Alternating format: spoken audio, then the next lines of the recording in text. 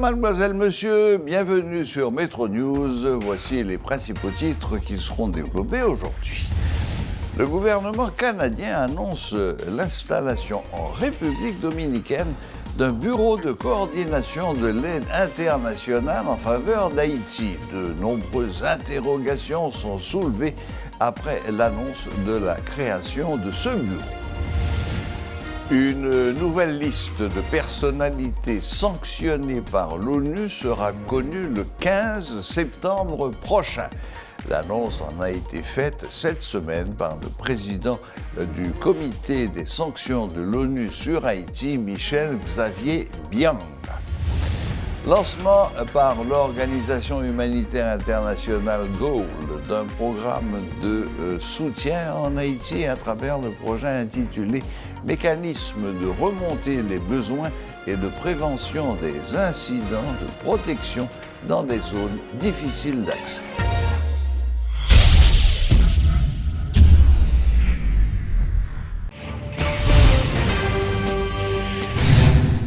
De nombreuses interrogations sont soulevées après l'annonce de la création par le Canada d'un bureau de coordination de l'aide internationale à Haïti après l'annonce de la ministre des Affaires étrangères du Canada. Le ministre dominicain des Affaires étrangères a précisé qu'aucune autorisation n'avait été accordée en ce sens. La création de ce bureau intervient après une nouvelle requête du Premier ministre haïtien Ariel Henry à l'Organisation des Nations Unies, ONU. Le chef de l'exécutif haïtien avait expliqué quelques jours plus tôt qu'il n'avait pas sollicité une intervention militaire étrangère. Le gouvernement haïtien avait sollicité un appui sécuritaire. Le bureau de coordination canadien devra offrir une assistance dans les aspects financiers, de la formation et des équipements. Le bureau semble répondre à la requête précise haïtienne. Le gouvernement de Justin Trudeau annonce le décaissement de 20 millions de dollars durant l'été 2023 pour la mise en place de ce bureau.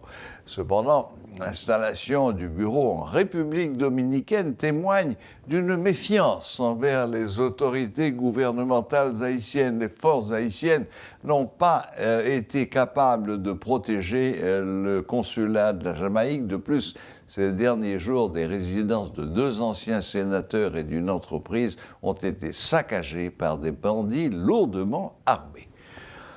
Le président du comité des sanctions de l'ONU sur Haïti, Michel Xavier Biang, a annoncé jeudi qu'une nouvelle liste de personnalités sanctionnées sera connue le 15 septembre prochain.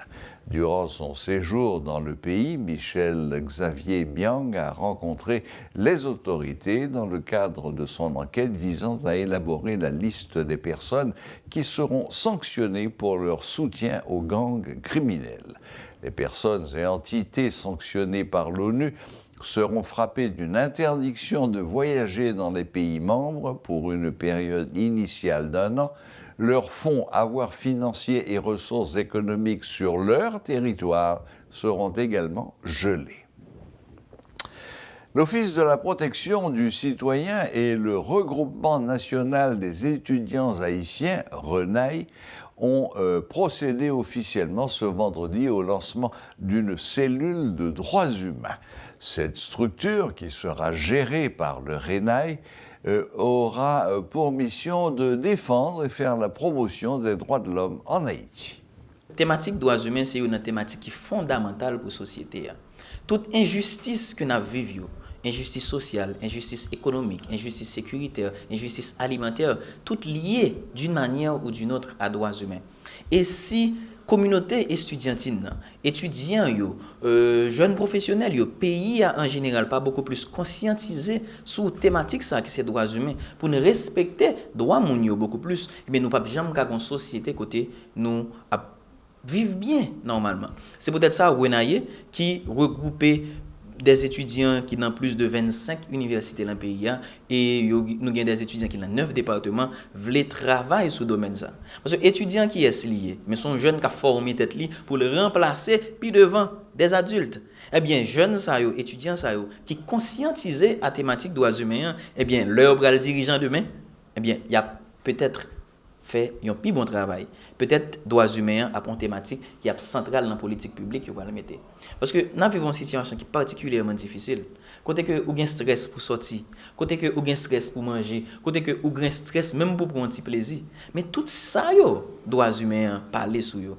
Parce que droits humains qui ça visent, ils visent liberté intégrale pour épanouir, pour jouir de droits gagner, droit à la vie, droit à la santé, droit à la liberté, droit au respect de sa conviction, de sa conscience, etc. Et si nous regardons la Constitution 1987 amendée, on a un ensemble de droits là-dedans et pratiquement tout droit ça est lié à droits humains. Mais en Haïti, combien qui respecté? Étudiants, ils m'ont encouragé à rentrer dans la bataille ça, parce que son bataille est liée. Pour nous faire promotion beaucoup plus sur les droits humains en Haïti, et c'est sûr que dans 10, 15, 20, 25, 50 ans, on a bien résultat. Avant tout, moi-même, c'est féliciter yo, parce que, j'aime te dire aujourd'hui, le problème Haïti, il a commencé avec violation de droits monde.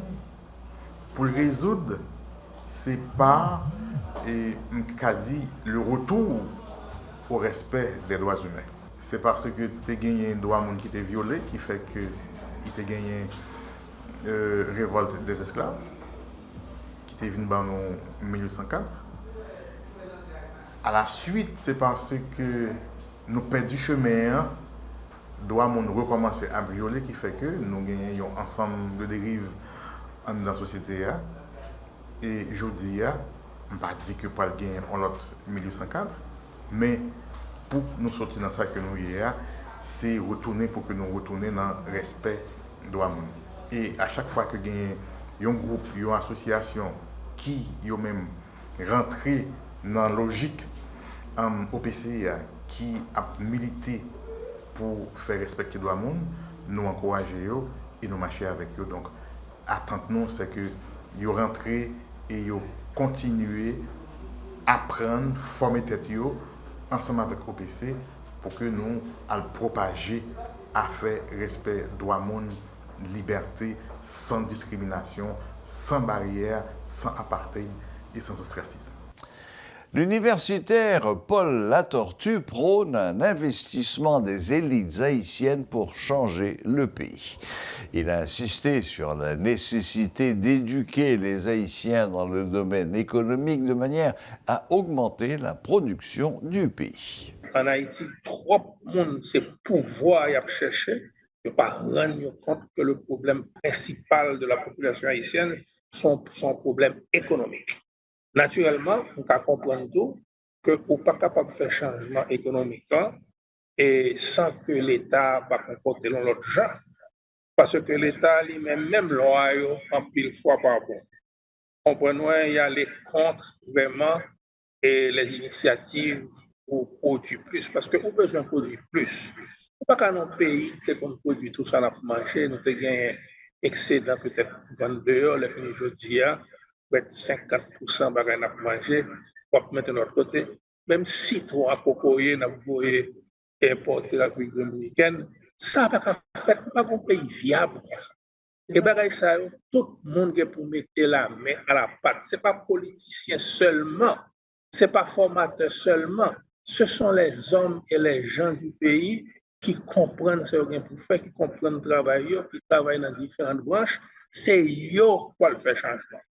Un monde qui a aidé, un éducateur qui a aidé par formation pour comprendre la nature du problème économique haïtien. Ce n'est pas seulement la nature du problème économique haïtien. Il faut comprendre tout ce qui a passé dans notre côté. Parce que nous ne pouvons pas vivre en vase clos. Nous ne pouvons pas comprendre que nous avons changé le pays. Les finissez l'ombrite, nous avons regardé. Non, il faut nous comprendre, par exemple, qui s'est passé ces domaines. Ces domaines, durant les 25 dernières années, on n'a pas fait en avant. Il faut nous comprendre qui ça le fait pas en avant. Porto Rico, comment se font pas en avant, qui a à peu près 60 ans de ça, aujourd'hui, il y a un problème. Mais il faut nous rappeler, donc, au début du XXe siècle, Porto Rico, c'est un pays qui est plus pauvre face à Haïti. Donc, il faut nous comprendre qui s'est passé ici, et pas mettre en tête, c'est Américain qui fait changement ici. C'est Porto Ricain qui fait changement. L'Organisation humanitaire internationale GOAL lance un programme de soutien en Haïti à travers son projet intitulé « Mécanisme de remontée des besoins et de prévention des incidents de protection dans des zones difficiles d'accès dans la capitale notamment et le Grand Sud ». Cette initiative vise notamment les femmes et les filles qui sont victimes de violences sexuelles. Elle a également comme objectif de protéger la population vivant dans des quartiers sous contrôle des groupes armés. Comment les responsables arrivent-ils à s'introduire dans les zones de non-droit et notamment à Martissan? Suivez ce reportage de Rudolph Pierre-Louis. L'objectif de GOAL est de sauver des vies tout en renforçant la résilience des communautés les plus pauvres et marginalisées, en particulier celles rendues vulnérables par les crises sociopolitiques. GOAL travaille en Haïti depuis le tremblement de terre de 2010. Phil Gelman, directeur AI GOAL d'Haïti. Nous-mêmes, nous OCVIO, Organisation communautaire de base, comme instrument et en même temps comme stratégie. Instrument dans le sens de qu'il y a un monde qui a une formation, qui a une capacité, qui a un talent, que tout nous utilisé pour supporter différentes activités dans la communauté, mais en même temps, il y a une stratégie dans le sens de il y a partie de la communauté. Il connaît comment négocier l'espace, etc., pour gérer l'activité communautaire dans une situation de difficile accès. Ça veut dire qu'il y a ces stratégies d'entrée. Le programme en Haïti se concentre sur la réponse aux besoins humanitaires, le soutien à la préparation aux catastrophes et le renforcement de la résilience des communautés touchées. Qui ça nous voulait jusqu'à futur, c'est une possibilité pour les gens qui travaillent sur le domaine de protection, qui jouent plus d'espace pour travailler dans zone ça. Pas seulement dans le sens de rapport qui ça y a passé, mais en même temps comment il fait partie de la résolution de problèmes de Mounio sous affaires protection. Le projet intitulé « Mécanisme de remontée des besoins et de prévention des incidents de protection dans des zones difficiles d'accès de la zone métropolitaine de Port-au-Prince » a été mis en œuvre avec l'appui du Haut Commissariat aux droits de l'homme.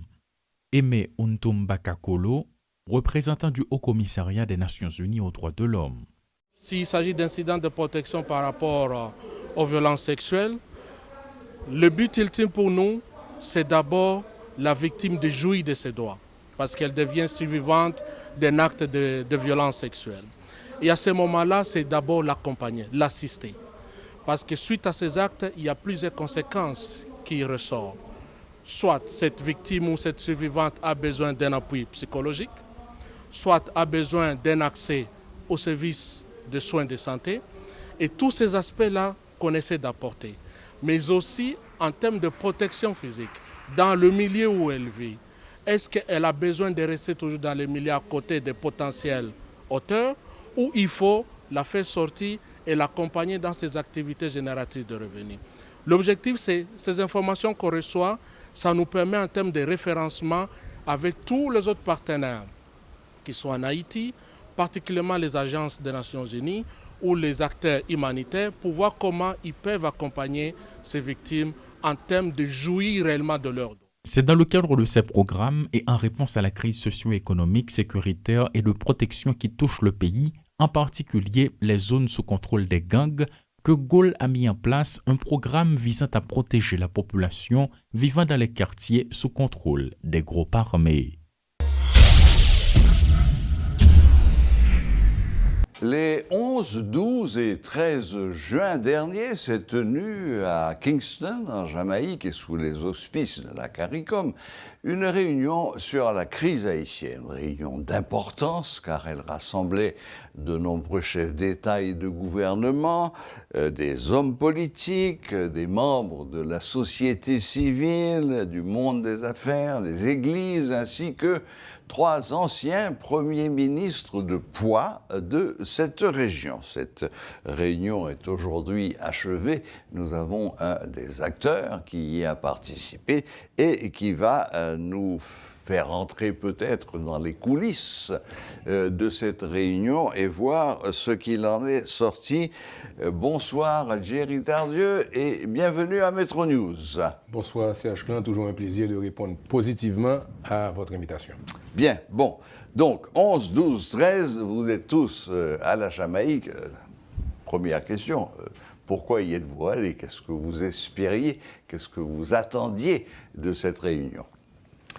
J'ai été en Jamaïque parce que le parti politique en avant veut rester fidèle à sa position de toujours, qui est celle que la grave crise politique haïtienne passe inévitablement. Sa résolution, la résolution de la crise haïtienne passe par la tenue d'un sommet politique de haute portée. Oui, ça fait longtemps que vous répétez ça. Avec un facilitateur crédible et impartial. Et surtout, avec un agenda connu, préapprouvé par les participants, une méthodologie des décisions à prendre, une liste de participants inclusifs. Tout cela est nécessaire pour réussir un dialogue qui vise à résoudre la crise haïtienne. Donc nous voulons rester cohérents. En le 12 janvier 2023, nous avons encore une fois réitéré notre appel pour un sommet politique et nous avons demandé aux acteurs politiques de faire un dépassement de soi. Il serait impensable que le CARICOM, entité régionale dont Haïti fait partie, organise un sommet politique de cette envergure et que nous, qui avions été les premiers à demander la tenue de ce sommet, que nous soyons absents. Par contre, nous avons été à la Jamaïque tout en sachant que ce serait une étape dans un processus très long. Je vois que malheureusement, il y a une ambiance dans la ville, il y a des conclusions qui sont tirées hâtivement. En pile, le monde pensait que sommet Jamaïque là, c'est un échec. Ça pourrait dépendre qui j'en well. Moi-même, moi j'étais content que je allé parce que était d'abord bien organisé. Il faut me dire qu'un mois avant sommet, CARICOM voyait pour nous les participants, les voyait pour nous agenda de discussion, les voyait pour nous qui est cap modérer des débat, les voyait pour nous tout détail logistique administratif qui est lié à sommet.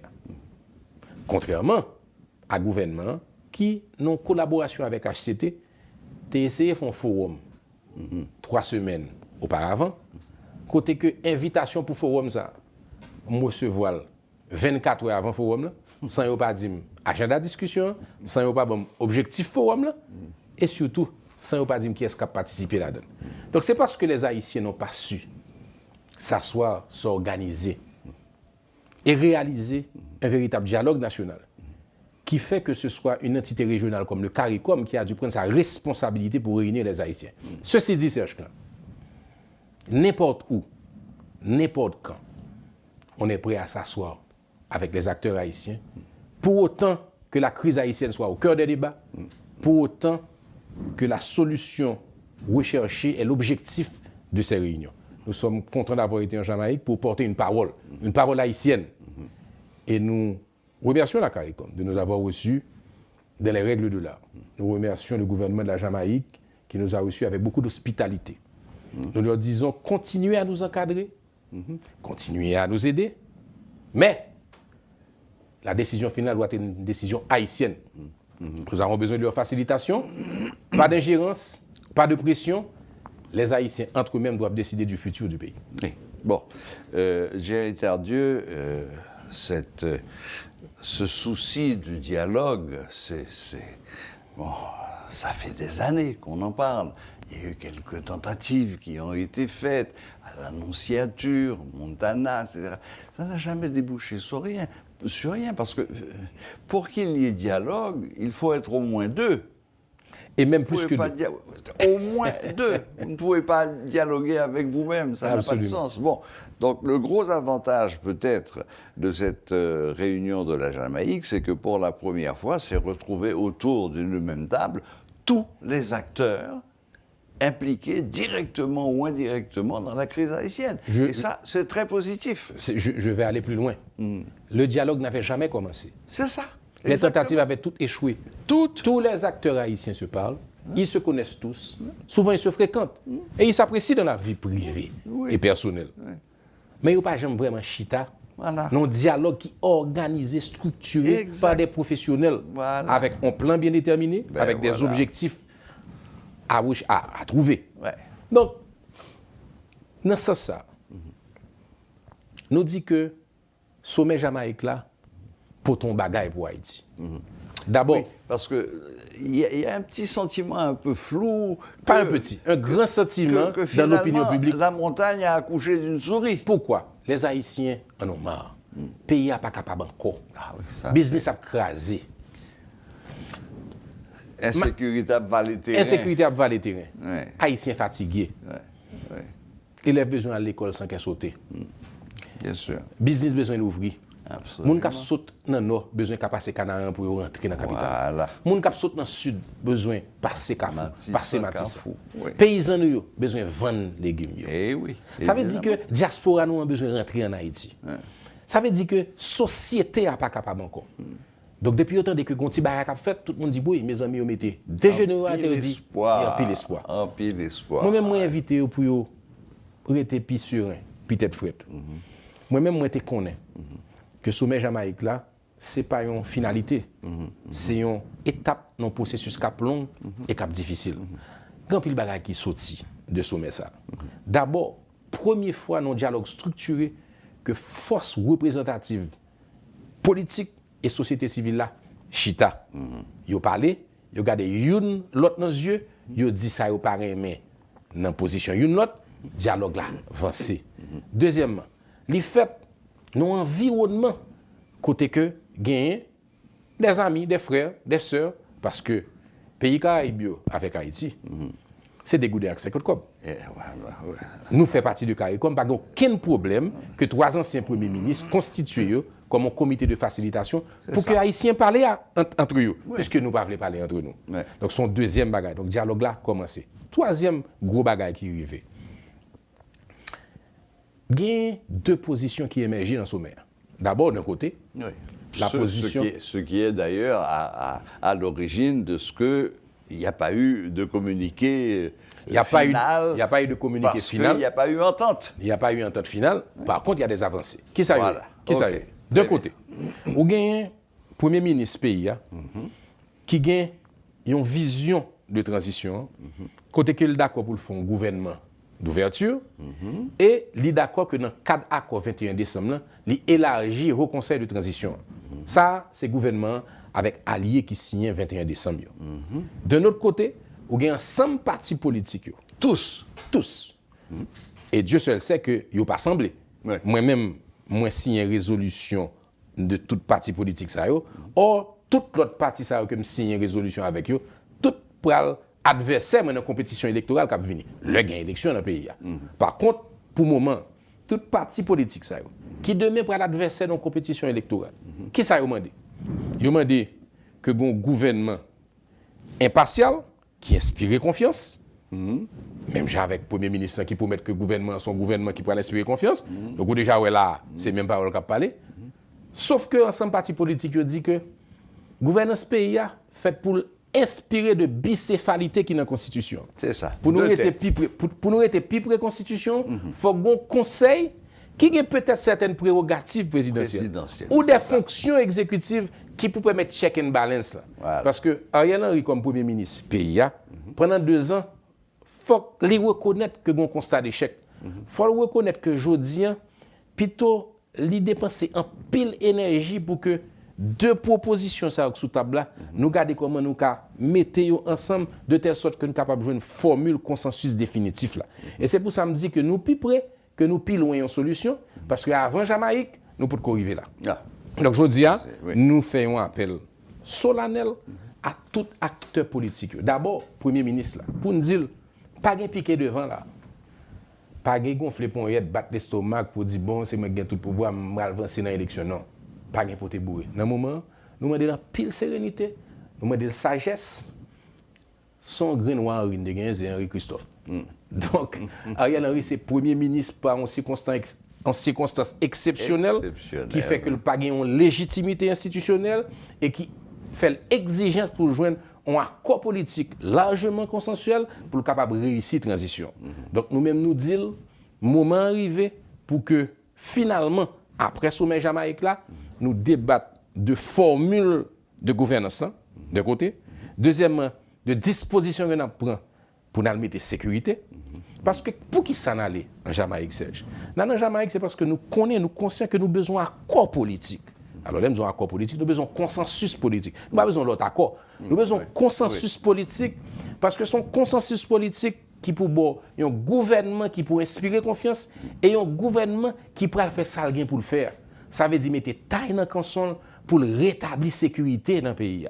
Parce que si pas de sécurité, pas de stabilité, pas de élection. Or, transition, c'est qui ça? Transition, c'est mettre stabilité pour aller vers les élections. Ouais. Donc c'est pour ça que nous allons en Jamaïque, c'est pour ça que nous pas regrettons que nous allons en Jamaïque, c'est pour ça qu'après Jamaïque, nous demandons acteurs politiques qui signent une résolution, ça relève la déclaration Kingston. Nous demandons signataires à 21 décembre, fait preuve d'un dépassement de soi, fait preuve de responsabilité patriotique. Voilà. Faut que nous ayons plus l'amour pour Haïti. Souvent, bon table là, qu'on a regardé, qu'on a entendu, moi j'ai trop intérêt personnel. Ou bien moi j'ai trop intransigeance. Souvent, bah ouais Haïti sous table. Et nous-mêmes, ça nous besoin aujourd'hui, nous avons besoin que c'est d'abord l'intérêt national. Nous avons besoin que d'abord c'est Haïti. Nous avons besoin que gain une concession qui fait de part et d'autre, de telle sorte que nous joignions feuille de route pour nous capables d'aller dans l'élection après que nous finissons rétablir la sécurité. C'est toute veuve et c'est bataille ça que nous avons mené en avant et c'est ça qui a justifié la présence dans le sommet Jamaïque. Mais est-ce que la bonne nouvelle, finalement, dit Dieu, la bonne nouvelle d'abord, c'est que pour la première fois, nous réussissons à parler.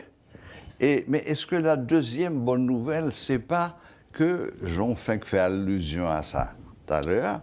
Est-ce que c'est pas le fait que cette réunion de la Jamaïque, c'est le prélude à d'autres? Parce que si je bien comprendre, et CARICOM a envoyé une délégation en Haïti pour venir continuer. Absolument.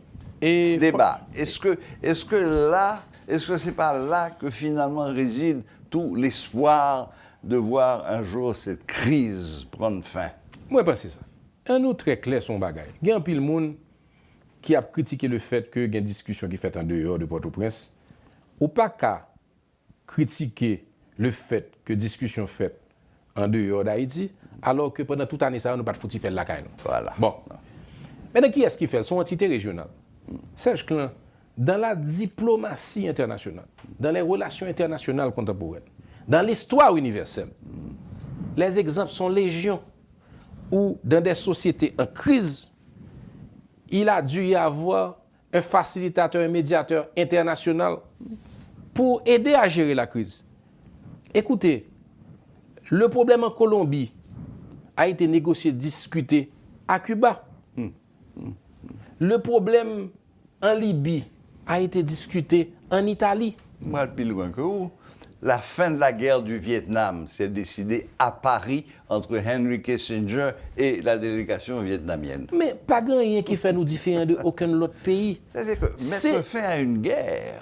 Mettre fin à une guerre, à un conflit politique, à des guerres d'ethnie, à des guerres de religion, ça a une nécessité que des entités régionales qui interviennent. En Afrique, ce n'est pas deux conflits que c'est l'Union africaine qui gère. Bien sûr. Non, en Amérique latine, ce n'est pas deux conflits que c'est OEA qui règle. Absolument. Et même chez nous, en Europe, ce n'est pas deux conflits que c'est l'Union européenne qui règle. Maintenant, nous-mêmes, nous faisons partie de CARICOM. CARICOM entre dans question. Moi-même, je suis témoigné. Parce que je suis regardé tout. Parce que tout autant est pas sérieux. Ou bien je senti que j'ai un désir d'ingérence. Ou pas besoin de gérer tardieu, ou pas besoin d'en avant. Parce que c'est Haïti d'abord, l'intérêt national. Ils n'ont pas jamais essayé d'imposer nous rien. Au contraire, ils ont insisté tout le temps. Ils sont des facilitateurs. Voilà. Ils ont quitté les Haïtiens parler. Ils ont quitté les Haïtiens discuter. Ils ont quitté les Haïtiens jouer et tout. Parce que n'a pas de facile l'autre bois. Faut me dire ça. Il y a eu. N'a pas de facile. N'a pas de facile. Maintenant, comme ils même ça relève un comité d'éminentes personnalités formé de 3 anciens premiers ministres. Exact. Qui ont même décrété la permanence pour aider les Haïtiens à continuer. Ils ont fait ça qui est plus important. Ça veut dire qu'ils ont fait sommaire. Ils ont retourné pour faciliter le dialogue là continuer. Pas de nécessité pour nous faire l'autre sommet. Quand il y a une discussion, c'est des débats qui peuvent faire de façon efficace et confidentielle et rapide. Parce que le pays a dépéri. Parce que Haïti n'a pas qu'à attendre. Maintenant, Serge Klein, nous mettons un bémol pour nous dire CARICOM gen une lacune parce que yo pas gen représentation diplomatique en Haïti et yo pas gen bureau en Haïti.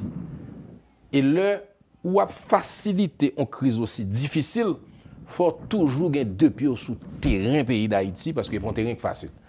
Nous pensons que faut que tu aies quand même un groupe d'experts qui ont même à plein rendement et m'dadou à plein temps à travailler sur dossier Haïti et à faire coordination non seulement entre eux-mêmes mais entre acteurs politiques de telle sorte que ça nous commence à nous finir. Mais est-ce que ce n'est pas envisageable? Est-ce que ce bail qui est impossible, qui fait dans les semaines qui viennent? De toutes les façons, position parti politique en avant, c'est mandé ça, mais d'après information que j'ai, ils sont conscients de ça tout.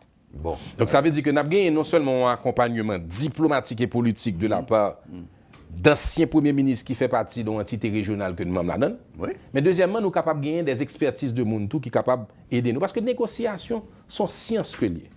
Parce que malheureusement, Serge, en Haïti, nous n'avons pas la culture du compromis, nous avons une culture de combat. N'est qui en face soi et il n'est pas d'accord avec là pour mourir. C'est ça. Ou bien... c'est pas un adversaire, c'est un ennemi. À abattre. À abattre. À abattre. Oui. Donc, je pense que gagner la caille nous, en prédisposition défavorable à tout consensus, même là que son consensus qui gagnant-gagnant. Parce que le gain en discussion, négociation, débat, en dialogue, souvent les partis en Haïti viennent pour prendre tout. Ça ne peut pas se faire comme ça. La diplomatie bien comprise est faite de nuances, de compromission, excuse-moi, de compromis, pas de compromission. De compromis, oui. Pas de compromission. Parce que nous-mêmes, nous d'accord pour nous chita avec pouvoir ça, nous continuer à parler avec lui. Nous d'accord pour nous continuer à collaborer avec l'autre parti politique que nous signons une déclaration Kingston avec eux, mais nous-mêmes nous restons sur des principes très clairs. Qui est ce principe ça, Serge? Nous sommes dit d'abord souveraineté totale des décisions haïtiennes, qui doivent rester haïtiennes. Deuxièmement, nous avons vision. Nous avons vision de la réforme de la Constitution. Nous pensons que la Constitution, il faut y moyen.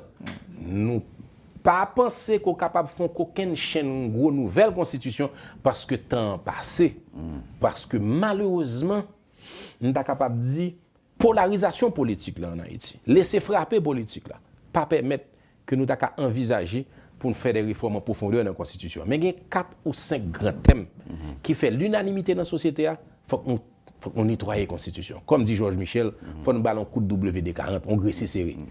Nous gagnons une vision de sécurité dans le pays.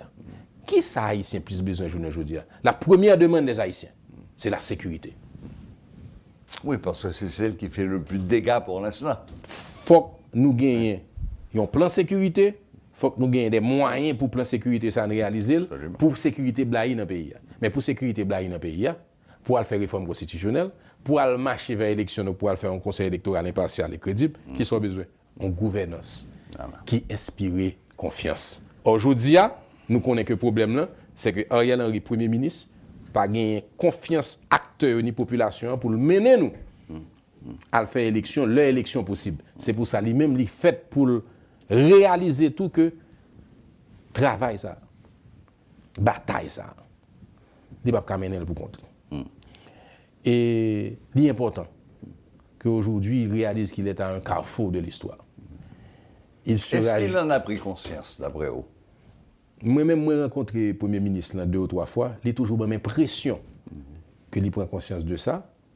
Mais malheureusement, souvent, on n'a pas senti dans l'action que conscience ça, animé, ça l'a fait. Un exemple très simple. Haïti a un problème de sécurité, je vous dis. Moi, ta Premier ministre, je dis, dans la condition ça. Chaque soir, on tape devant la télévision avec treillis militaires, pour m'expliquer société à population qui avance nous fait une bataille contre gang, une bataille contre la sécurité. Qui territoire nous libérer? Qui route nous libérer? Qui a Volodymyr Zelensky ou? Pas qu'on en tenue de combat. Mon cher, pas quoi c'est ni Zelensky ni Boukele, nous tapons simplement été fidèles à nos capables courage et sens responsabilité sans cette Dessalines, Pétion, Christophe, Gabard, Clairvaux, Auger, Capo à la mort. Et tout ça qui était bataille pour nos pays, mais côté pour nous vivre libre là-dedans. Voilà. Parce qu'aujourd'hui, l'ironie de l'histoire, c'est que Haïti, premier pays indépendant, premier pays noir indépendant qui s'est affranchi de l'esclavage avant tout le monde, se retrouve aujourd'hui dans une situation côté a kidnappé petit Dieu, il a privé de liberté toute la journée. Imaginons ça veut dire comme traumatisme collectif. Nous pensons que une plus grosse bataille nous mener cette bataille sécurité parce que sécurité est important pour que le pays ait une stabilité qui permette que diaspora retourne dans le pays, qui permette que l'économie a recommencé à fonctionner, qui permette que tout le monde à l'école sans qu'elle saute, et qui permette que le pays a commencé à respirer et que les jeunes n'ont pas une grande aspiration. Ces jeunes ont sur papier pour quitter Haïti, pas n'importe qui moyen. Voilà. Eh oui, hélas. Hélas. Mais malheureusement, Jerry Tardieu, bon, en 2 ans, ne serait-ce qu'une constatation. Port-au-Prince est devenu une immense poubelle à ciel ouvert. Non seulement une poubelle à ciel ouvert, mais plus grave, un cimetière à ciel ouvert. Bon. Parce que robinet sang a coulé, il n'est pas jamais suspendre couler, et il continue à couler. Et c'est pour ça, je dis que moi content possibilité qu'on offre pour encore une fois, pour me rappeler à acteurs politiques, à acteurs société civile, à un millionnaire international, à tout ça qui concerné par le problème haïtien, pour me dire non, cafou gêné, un cafou difficile, et fort pour nous faire. C'est coulia. C'est pour ça que je prends bâton pèlerin.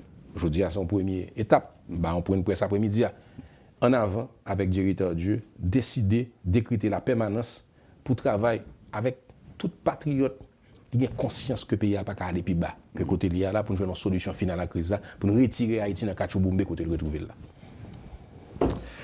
Malheureusement, Jerry Tardieu, le temps nous fait un peu la guerre, mais je suis content de sortir et je suis content de la résolution que vous mettez dans parole. Je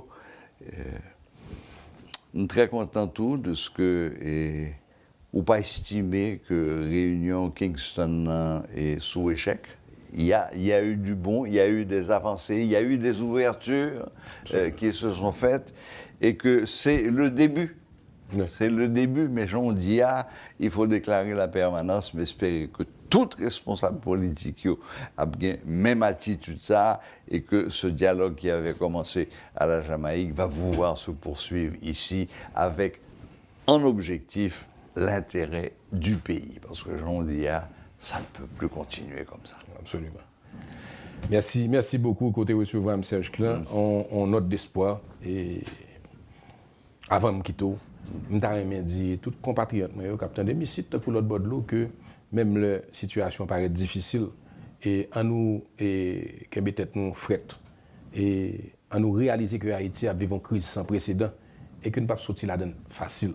Son processus qui peut aider nous arriver jusqu'à ce que nous résolvions la crise là. Sommet Jamaïque là, ce n'est pas ton finalité, ce n'est pas ton objectif, côté tout bas étape joindre. Non, nous pas de jamais comme ça. Nous sommes toujours comme pour s'allier.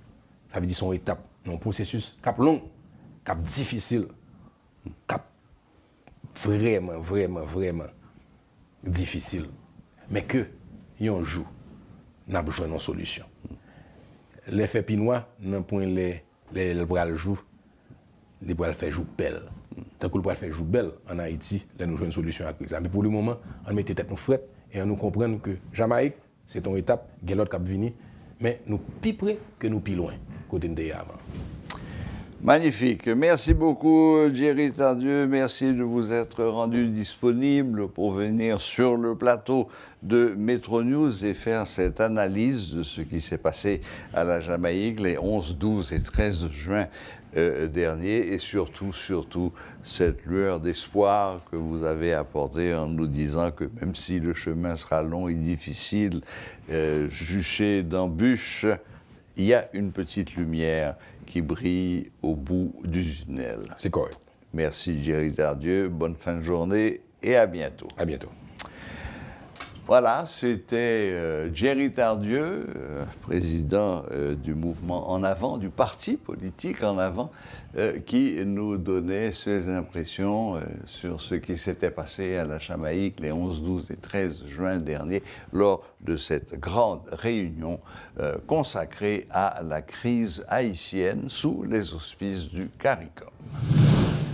En conclusion, un bref rappel des titres. Le gouvernement canadien annonce l'installation en République dominicaine d'un bureau de coordination de l'aide internationale en faveur d'Haïti. De nombreuses interrogations sont soulevées après l'annonce de la création de ce bureau.